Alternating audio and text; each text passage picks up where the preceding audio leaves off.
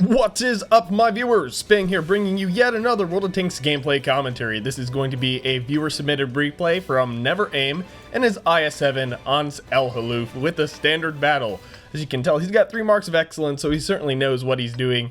One of the pieces of information he gave me about this match was the fact he was trying to go for his HT-15 mission, which was do and deal, I guess, deal and block, I guess is the proper terminology, 10,000 points of damage.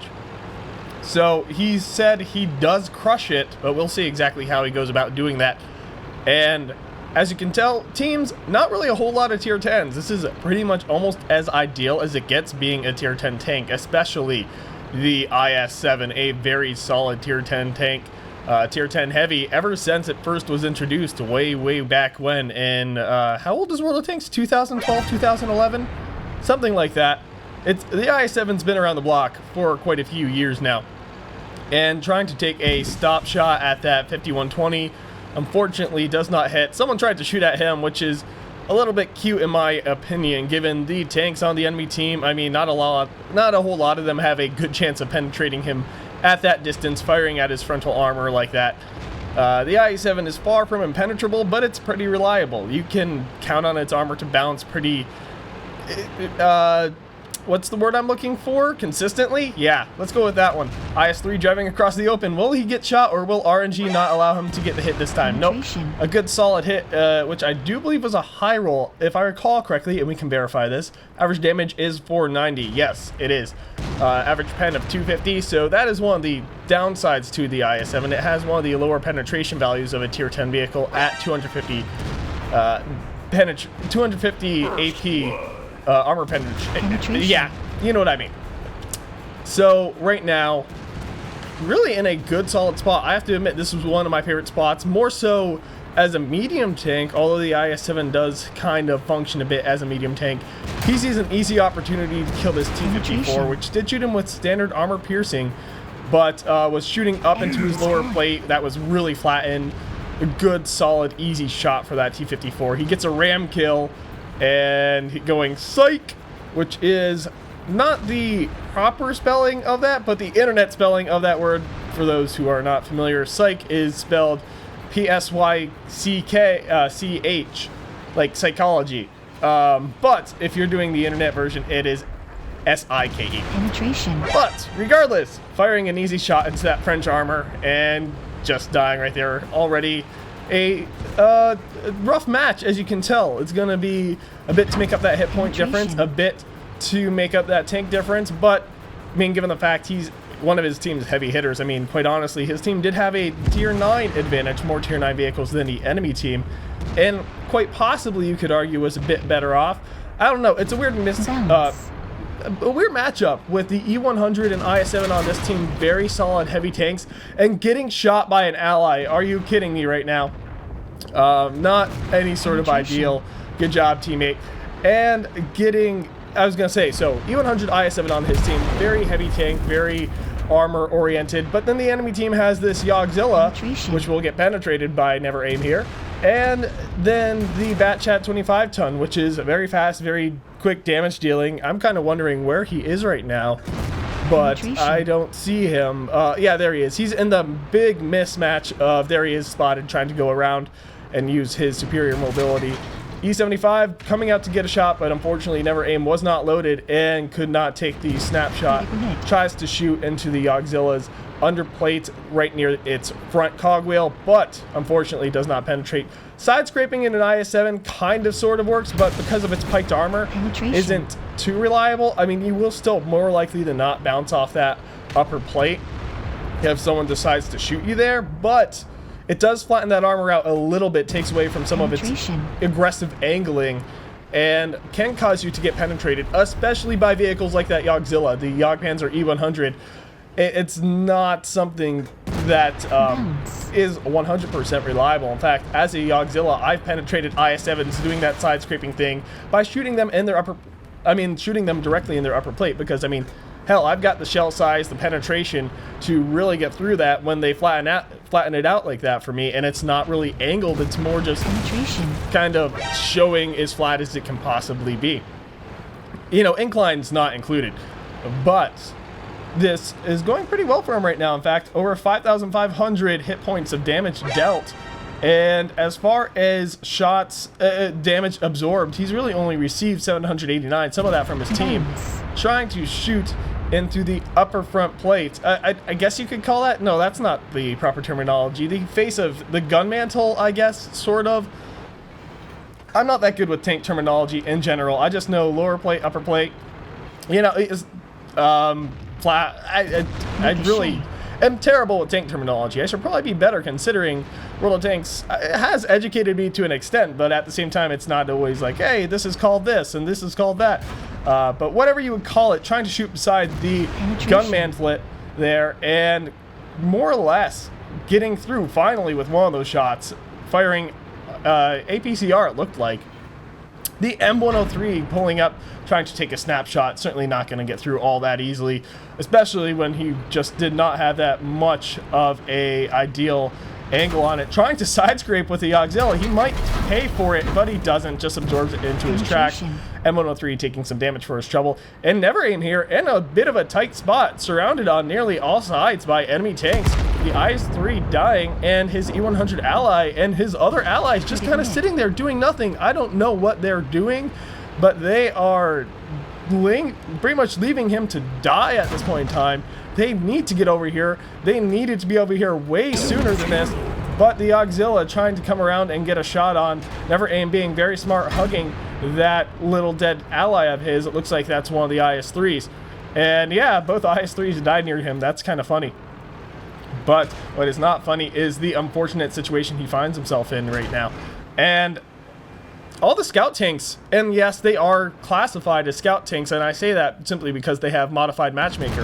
Not all light tanks have a modified matchmaking. In fact, lower tier get standard 2-tier spread or less so. But, you know, light tanks like the 1390, like the M41 Bulldog, are a bit skewed in their matchmaking spread to where, like, a tier 7 Bulldog will get a tier 10 match like this. So World of Tanks recognizes that those vehicles are more often going to be effective in a scouting role, and therefore give them modified matchmaking. The STI burning alive because the Roomba managed to get a shot off.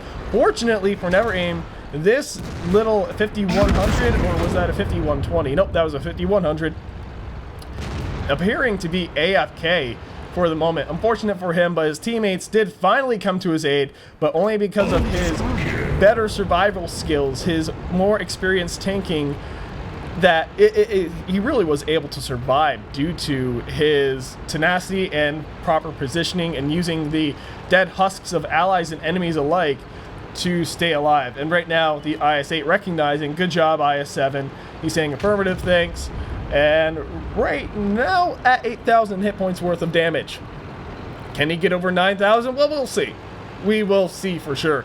I don't know if he actually got any blind shots off. I didn't see any. So as far as I know, that damage count is accurate.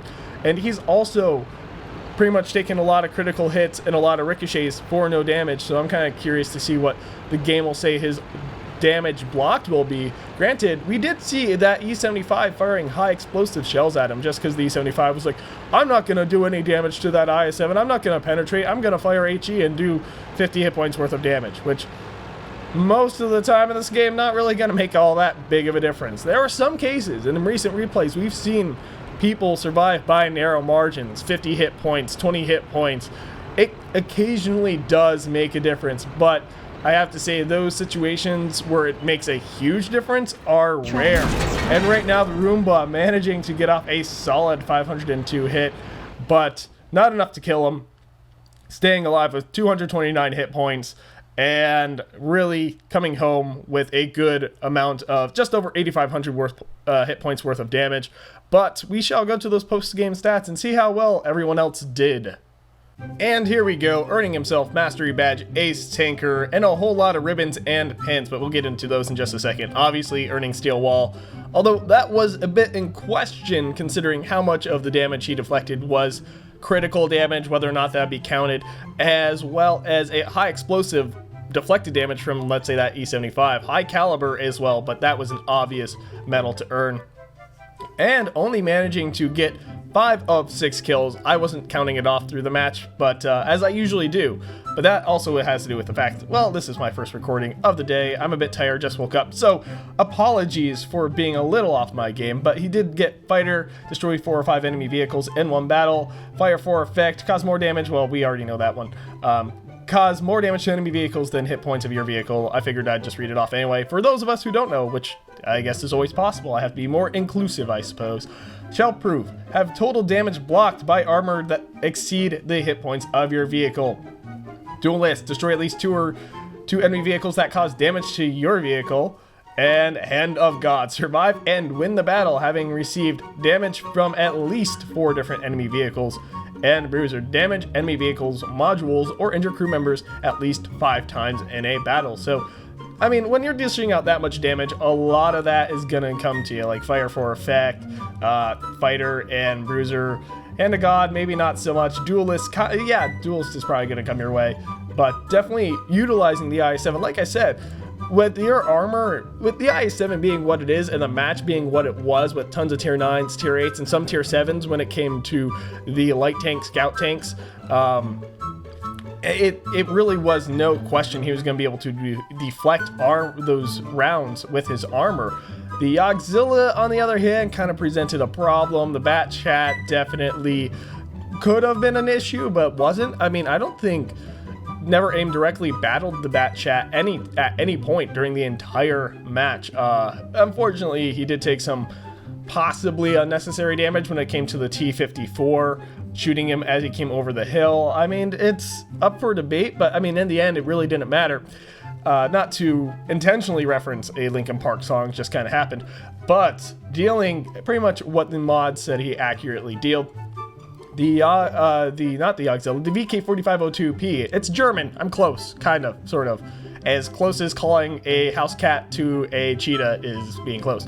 But the 4502P doing quite a good amount of work for himself. As we've seen in previous replays, solid vehicle. I've driven it. I will say it's a solid vehicle. Oh my goodness, E100, why are you so terrible? Seriously, 6 shots fired. 2 of them being direct hits. Supposedly being penetrations, but only 340 damage. Probably firing high explosives. Did he even have the big gun? I don't even know if he had the big gun, the 150 millimeter, or if he was using the 128. But oh my goodness, stop! Just don't drive the E100. It's not your vehicle. Clearly, you're not good at it. Just go drive a medium or something. I don't know. It hurts. That level of performance hurts. And T30. You also make me sad, but a bit more understandable because not a lot of hit points, not a lot of armor, unless you count the turret, which can still be penetrated. T30 can be a bit of a tricky tank to play, but honestly, if you've been playing that entire line up to the T30, you should probably know how to play it at that point. I mean, with the T25-2 and the T28 prototype, and I mean, just the Hellcat. I mean, come on. Okay, I'm gonna stop being an overly judgmental person here and just accept that some people are not quite good at this game. Some people have bad matches at this game. Hell, I've had my bad matches where I've been one shot by Artie, where I've gotten ammo racked on the first hit I've taken and I blew up in a big explosion of incredible awesomeness, but I wasn't too happy about it, but it was cool for other people to watch. Yeah, definitely very well performed by the 1390 actually on both teams. Those light tanks doing a little bit of work. And other tanks, maybe not so much. That 5100 apparently disconnected. Sucks for him, for sure.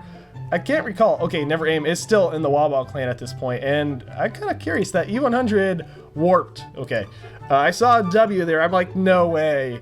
No way he's in the Wawa clan, the same clan as Never Aim is in at this point in time. Oh, so Never Aim no longer running premium, or maybe he never was, I don't know. But with the amount of damage he took and the premium shells he had to fire at certain points in the match, as well as just repairs and clearly auto resupply consumable, so he had to use a probably repair kit at some point. I don't think he got lit on fire.